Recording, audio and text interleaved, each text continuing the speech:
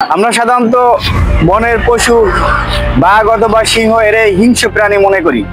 দেখেন আসলে বাঘ সিংহ হিংস্র কিনা সেটার আমি বিস্তারিত কথা বলতেছি নাকি মানুষ আমরা হিংস্র প্রাণী, মানুষের বিবেক দেশে, মানুষের মেধা দেশে, আকল দেশে। দেখেন বাস্তব কথাগুলো শোনেন, তারপরে সাবস্ক্রাইব করেন, কমেন্ট, আপনার একটা কমেন্ট সাবস্ক্রাইব বা একটা ইয়েতে আরো ভালো ভালো কিছু তৈরি করার উৎসাহ থাকবে, ভালো ভালো কিছু তৈরি করার জন্য মন মানসিকতা তৈরি হবে।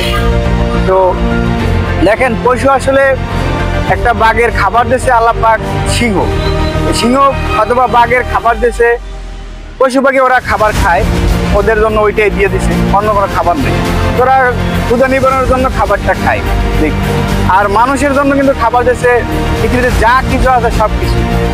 আমরা কিন্তু মনে করি আমাদের মানুষ ছাড়া অন্য প্রাণীরা, অন্য পশু পাখিরা অনেক বেশি কিছু খায়, কিন্তু দেখেন পৃথিবীতে মানুষের জন্য যে রেস্তোরাঁ, খাবার, রেস্টুরেন্ট, যত কোম্পানি, হাজারের উপরে কোম্পানি, এত খাবার আমি দেখলাম, চিন্তা করে আইসেন এত খাবার আর পৃথিবীতে আর কোনো জিনিসের জন্য রাখা হয়নি, যা খালি একমাত্র মানুষের জন্যই রাখা হয়েছে।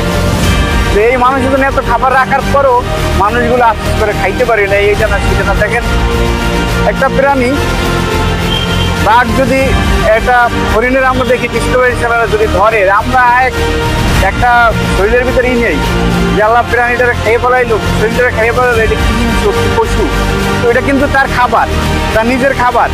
হ্যাঁ, আর মানুষে ধরেন আমরা যে কত প্রকারের পশু হত্যা করে খাই, হ্যাঁ আমি মাইনে নিলাম এটা খাওয়া যায়, এটা তো আল্লাহ পাক হালাল করছে, হুকুম করছে, কিন্তু খাওয়া যায়।